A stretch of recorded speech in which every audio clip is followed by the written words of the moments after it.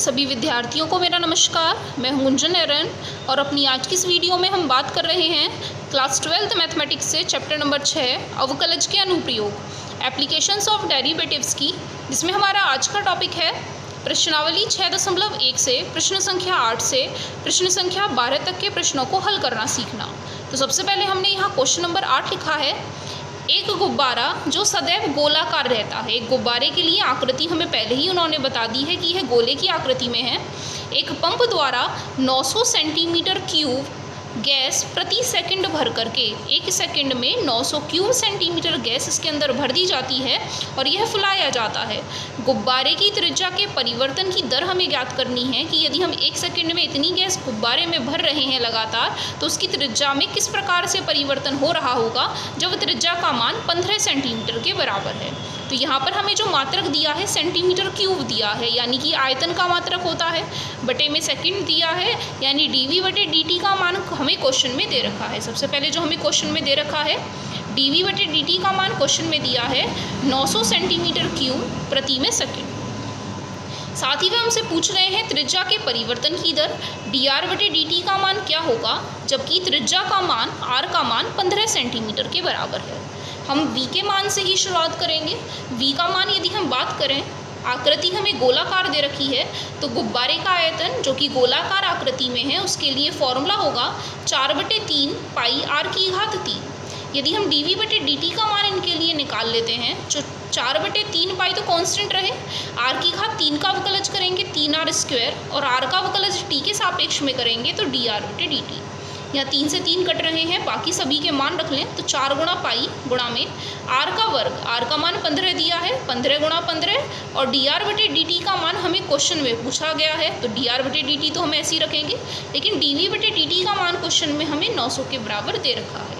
इन्हें आगे हल करने के लिए ये जो सारे के सारे मान गुणा में दे रखे हैं इन सभी को बटे में पहुँचा दें तो हमें dr/dt का मान मिलेगा 900 तो ऐसे का ऐसा, बटे में ये सारे मान लिख लें तो 4 पाई गुणा में 15 गुणा 15। यदि हम इन्हें आगे हल कर लेते हैं तो 15 चौका 60, साथ ही 15 चौका 60 और 15 की गुणा और करेंगे तो 15 छक्के 90, कुल मिलाकर के 900 ही हमें मिल जाएगा। तो इन तीनों से यह कट जाएगा एक बार, हमें कुल मिलाकर के मान मिलेंगे 1/पाई। मात्रक की बात करें तो त्रिज्या का मात्रक सेंटीमीटर, प्रति समय का मात्रक यहाँ सेकंड ही दे रखा है, तो 1/पाई सेंटीमीटर प्रति सेकंड यही होगा आपके लिए त्रिज्या के परिवर्तन की दर का मान। क्वेश्चन नंबर 9 में दिया है एक गुब्बारा जो सदैव गोलाकार रहता है। फिर से एक गुब्बारे के लिए आकृति इन्होंने पहले ही बता दी है कि वह गोलाकार आकृति का है, कि त्रिज्या परिवर्तनशील है। त्रिज्या के सापेक्ष आयतन के परिवर्तन की दर, त्रिज्या के सापेक्ष पढ़नी है आयतन के परिवर्तन की दर, जबकि त्रिज्या का मान 10 सेंटीमीटर के बराबर है। फिर से गुब्बारे के लिए यदि आयतन की बात करें, गोले का आयतन बराबर होता है 4/3 पाई r⁻3 के। यदि हम इनका अवकलज कर लेते हैं r के सापेक्ष में, क्योंकि हमें r के सापेक्ष पूछा है, तो 4/3 पाई तो कांस्टेंट रहे, r⁻3 का अवकलज होता है 3r² और r का अवकलज r के सापेक्ष करेंगे तो 1 होता है, इसलिए लिखने की जरूरत नहीं है।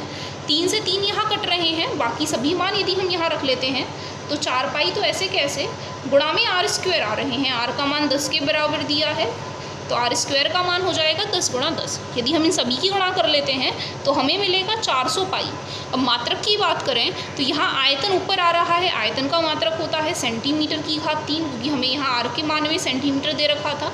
प्रति समय के लिए मात्रक की बात करें, यहाँ त्रिज्या के लिए मात्रक की बात करें, क्योंकि इस बार हमें समय के हिसाब से नहीं बल्कि त्रिज्या के सापेक्ष अनुपात ज्ञात करके बताना है। इनके परिवर्तन की दर त्रिज्या के सापेक्ष पूछी है, त्रिज्या का मात्रक होता है प्रति में सेंटीमीटर। चाहे तो इस मात्रक को आप ऐसे ही रहने दें या सेंटीमीटर स्क्वायर लिख लें, लेकिन तरीका ये ज़्यादा सही है क्योंकि इससे हमें सही पता चल रहा है कि आयतन के परिवर्तन की दर त्रिज्या के सापेक्ष ज्ञात की गई थी, इसीलिए सेंटीमीटर क्यूब प्रति सेकंड सेंटीमीटर हमने यहाँ लिख करके बताया है।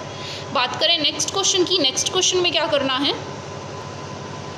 क्वेश्चन नंबर 10 में दिया है एक 5 मीटर लंबी सीढ़ी दीवार के सहारे झुकी है। सीडी का नीचे का सिरा जमीन के अनुदिश दीवार से दूर 2 सेंटीमीटर प्रति सेकंड की दर से खींचा जाता है, यानी सीडी को दीवार के सहारे खड़ा करके उसे नीचे से उसके नीचे वाले सिरे को खींचा जाता है। दीवार पर इसकी ऊंचाई किस दर से घट रही होगी? जब सीडी को नीचे से खींच रहे होंगे तो ऊपर से उसकी ऊंचाई घट रही होगी। वह पूछ रहे हैं किस दर से घट रही है, जबकि सीडी के नीचे का सिरा दीवार से 4 मीटर दूर है। तो यदि हम सबसे पहले यहाँ एक डायग्राम बना लें, हमने यहाँ इस सरल रेखा के द्वारा दीवार को प्रदर्शित किया है। यह सरल रेखा दीवार को प्रदर्शित कर रही है। एक सीडी इसके सहारे खड़ी की गई है। यह एक सीडी को प्रदर्शित कर रहे हैं। साथ ही सीडी की लंबाई 5 मीटर दे रखी है, तो हम यहाँ 5 मीटर भी लिख लें। हमें ध्यान रहेगा कि सीडी 5 मीटर लंबी है। यह नीचे ज़मीन को प्रदर्शित कर रहे हैं हम एक इस लाइन से। यह ज़मीन हमें दे रखी है। यदि हम ज़मीन पर जो दूरी है उसे x से प्रदर्शित कर लें और दीवार की जो अनुदिश दूरी है उसे y से हम प्रदर्शित कर लें, तो क्वेश्चन में सबसे पहले हमें क्या क्या मान दे रखे हैं उन सभी की बात कर लें। 5 मीटर लंबी सीडी, वो तो हमने चित्र में ही प्रदर्शित कर लिया है। सीडी के नीचे का सिरा, ये वाला जो नीचे वाला सिरा है, ज़मीन के अनुदिश दीवार से दूर 2 सेंटीमीटर प्रति सेकंड की दर से खींचा जाता है, यानी ये वाली जो दूरी है x का मान, ये 2 सेंटीमीटर प्रति सेकंड की दर से बढ़ रहा है। तो हमें क्वेश्चन में दिया है dx/dt का मान 2 सेंटीमीटर पर सेकंड। लेकिन यदि आप ध्यान दें कि सीडी की लंबाई तो मीटर में दे रखी है और यहाँ जो दर दे रखी है वो सेंटीमीटर में दे रखी है, तो सभी को एक जैसे मात्रक में बदल लेना है। यदि सेंटीमीटर को मीटर में बदलना है तो 100 का भाग करना पड़ेगा, तो 0.02 मीटर पर सेकंड हमें मिल जाएगा dx/dt का मान। दीवार पर इसकी ऊंचाई किस दर से घट रही है? ऊंचाई के परिवर्तन की दर वह हमसे पूछ रहे हैं। dy/dt का मान क्या होगा? जबकि सीडी के नीचे का सिरा 4 मीटर दूर है, x का मान हमें क्वेश्चन में 4 मीटर दे रखा है। सबसे पहले तो हमें x दे रखा है, सीडी दे रखी है और दीवार हमेशा 90 अंश के कोण पर ज़मीन के साथ खड़ी होती है, तो यहाँ हम पाइथागोरस प्रमेय लगा करके y का मान भी ज्ञात कर सकते हैं। तो यदि हम पाइथागोरस प्रमेय लगाएंगे तो आधार का वर्ग प्लस लंब का वर्ग बराबर होता है कर्ण का वर्ग। उस नियम के हिसाब से यदि हम इन्हें हल कर लें तो 4 का वर्ग प्लस y का वर्ग बराबर 25 और y का वर्ग बराबर 4 का वर्ग 16 है, 25 में से 16 घटाएंगे 9 और y का मान हल करने पर हमें मिल जाएगा 3, क्योंकि ऋणात्मक मान तो हम ले नहीं सकते, केवल धनात्मक मान ही हमें लेकर के बताना है। अब फिर से हमें निकाल करके बताना है dy/dt और x y में तो केवल यही एक संबंध बन रहा है पाइथागोरस प्रमेय वाला। यदि इसी संबंध से हम शुरुआत कर लेते हैं, चित्रानुसार हम बात करें, जैसे अभी हमने पाइथागोरस प्रमेय लगाई थी, यहाँ पर भी आप लिख सकते हैं चित्रानुसार। तो यहाँ हमें मिल रहा है x का वर्ग प्लस y का वर्ग बराबर 5 का वर्ग यानी 25। यदि हम पूरे के पूरे समीकरण को t के सापेक्ष अवकलज कर लेते हैं तो d/dt x की घात 2 का करना पड़ेगा, d/dt y की घात 2 का करना पड़ेगा और d/dt 25 का भी करना होगा। x की घात 2 का अवकलज करते हैं तो 2x गुणा में dx/dt, क्योंकि t के सापेक्ष अवकलज कर रहे हैं। इसी तरीके से y² का अवकलज करेंगे 2y dy/dt और 25 का अवकलज करेंगे तो 0 के बराबर। सभी के मान रख रहे हैं, जो मान हमें दे रखे हैं। 2 गुणा x का मान क्वेश्चन में यदि आप देखें तो 4 के बराबर है, dx/dt का मान क्वेश्चन में 2 दिया है, प्लस 2 गुणा y का मान अभी हमने हल किया था 3 और dy/dt का मान तो हमें हल करके बताना है। इन्हें आगे यदि हम हल कर लेते हैं तो dx/dt का मान आप देखेंगे हमने सेंटीमीटर वाला यहाँ उतार लिया है, हमें मीटर वाला रखना है, तो 0.02 ही हम यहाँ लिख करके चलेंगे। इनकी गुणा कर लें, 4 दूनी 8 दूनी 16 गुणा करेंगे तो 0.16 हमें मिलेगा। यहाँ से मिलेगा 6 dy/dt बराबर में 0। हमें dy/dt का मान निकालना है तो 0.16 उधर जाएंगे तो माइनस चिन्ह में और बटे में 6 और लिख जाएंगे। यदि आप यहाँ पूरे मान में देखेंगे तो गुणा भाग कर लेने पर यदि हम यहाँ 2 से भाग ऊपर और 2 से भाग नीचे करेंगे तो माइनस में 0.1 में तो भाग जाएगा नहीं, 0 ऐसे का ऐसा। 16 में भाग करेंगे 8 बार और नीचे भाग करेंगे तो 3 बार जाएगा। ये हमें आंसर मिल जाता है मीटर पर सेकंड में। तो y के अवकलज का मान यदि हम इन्हें सेंटीमीटर में कन्वर्ट करके लिखना चाहें तो मीटर को सेंटीमीटर में बदलने के लिए 100 की गुणा कर ली जाती है। 100 की गुणा इस मान में करेंगे दशमलव हट जाएगा, हमें मिलेगा -8/3 सेंटीमीटर पर सेकंड। यही होगा दीवार पर सीडी की ऊंचाई किस तरह से घट रही है उस मान का आंसर। इस तरीके से आपका ये क्वेश्चन कंप्लीट हो जाता है। बात करें नेक्स्ट क्वेश्चन की। क्वेश्चन नंबर 11 में दिया है एक कण वक्र 6y बराबर x की घात 3 + 2 के अनुगत गति कर रहा है। जो वक्र है इसी के हिसाब से ही गति कर रहा है। वक्र पर उन बिंदुओं को ज्ञात करना है जबकि x निर्देशांक की तुलना में y निर्देशांक 8 गुना तीव्रता से बदल रहे हैं। x की तुलना में बदल रहे हैं यानी x को नीचे रखना है, y बदल रहे हैं यानी y को ऊपर रखना है। और कितनी तीव्रता से बदल रहे हैं? 8 गुना तीव्रता से। यानी क्वेश्चन में हमें मान दिए हैं कि dy/dx का मान 8 के बराबर है। x निर्देशांक की तुलना में y निर्देशांक 8 गुना तीव्रता से बदल रहे हैं। साथ ही हमें यहाँ जो वक्र दे रखा है यदि हम उसे लिख लें तो 6y बराबर x की घात 3 + 2 दिया है। हमें वह पूछ रहे हैं बिंदुओं के मान।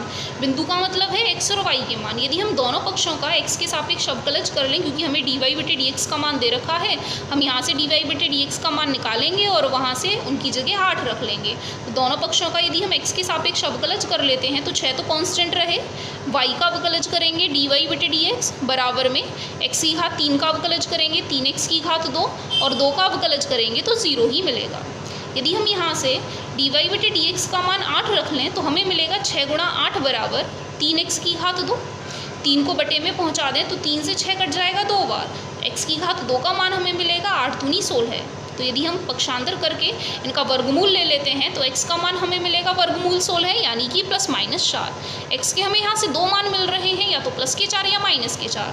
तो यदि हम पहली स्थिति हल करते हैं जब x का मान +4 के बराबर है, इस मान को यदि हम दिए गए वक्र में रख लेते हैं तो हमें मिलेगा 6y बराबर x की जगह 4 रखना है, 4 की घात 3 + 2।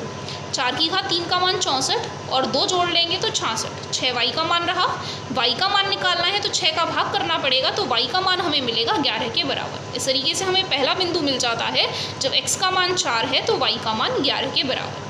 इसी तरीके से दूसरी स्थिति को भी हल करें जब x का मान -4 के बराबर है तो 6y बराबर -4 की घात 3 + 2। फिर से हमने उसी वक्र में यहाँ मान लगाया है x की जगह। मान हल करेंगे तो -64 और 2 जोड़ लेने पर हमें मिलेंगे -62। तो y का मान मिलेगा -62/6।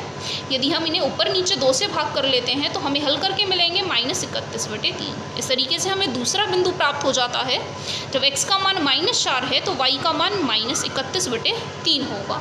इस तरीके से आपके यही अभिष्ट बिंदु हैं। तो अभिष्ट बिंदु होंगे 4, 11 और -4 के साथ -31/3। बात करें नेक्स्ट क्वेश्चन की, क्वेश्चन नंबर 12। क्वेश्चन नंबर 12 में दिया है हवा के एक बुलबुले की त्रिज्या। हवा का जो बुलबुला होता है फिर से वह गोल आकृति का होता है, गोले की आकृति का होता है। उनकी त्रिज्या 1/2 सेंटीमीटर प्रति सेकंड की दर से बढ़ रही है। हमें त्रिज्या के बढ़ने की दर दे रखी है क्वेश्चन में, यानी dr/dt का मान हमें क्वेश्चन में दिया है कि 1/2 सेंटीमीटर पर सेकंड के बराबर है।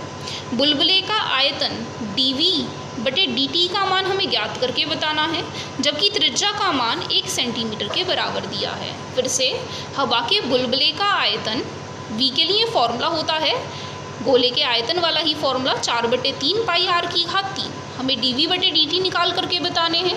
यदि हम दोनों पक्षों का t के सापेक्ष अवकलज प्राप्त कर लें तो हमें मिलेगा dv/dt बराबर 4/3 पाई तो कांस्टेंट रहे, r की घात 3 का अवकलज करेंगे तो 3r², साथ ही r का अवकलज जब t के सापेक्ष और करेंगे तो dr/dt। इस अवकलज को प्राप्त करने के बाद यदि हम सभी के मान रख लें जो मान हमें पता है, तो यहाँ 3 से तो 3 कट रहे हैं, 4 पाई कांस्टेंट रहे, r का मान क्वेश्चन में 1 के बराबर दिया है तो 1 गुणा 1, और dr/dt का मान क्वेश्चन में 2 के बराबर दिया है। 2 से भी 4 2 बार कट जाएंगे, हमें मिलेगा 2 पाई। यदि हम मात्रक की बात करें तो यहाँ आयतन दे रखा है और आयतन का मात्रक सेंटीमीटर क्यूब होता है, बटे में समय दे रखा है तो प्रति सेकंड लिख करके बताएंगे। तो यही होगा बुलबुले के आयतन के बढ़ने की दर 2 पाई सेंटीमीटर क्यूब पर सेकंड। इस तरीके से आपका क्वेश्चन नंबर 12 भी कंप्लीट हो जाता है। साथ ही अपनी आज की इस वीडियो में हम केवल इतने ही क्वेश्चंस को कवर करेंगे, बाकी बचे हुए क्वेश्चनों को पढ़ेंगे इससे आगे वाली वीडियो में। तो आज के लिए इतना ही, धन्यवाद।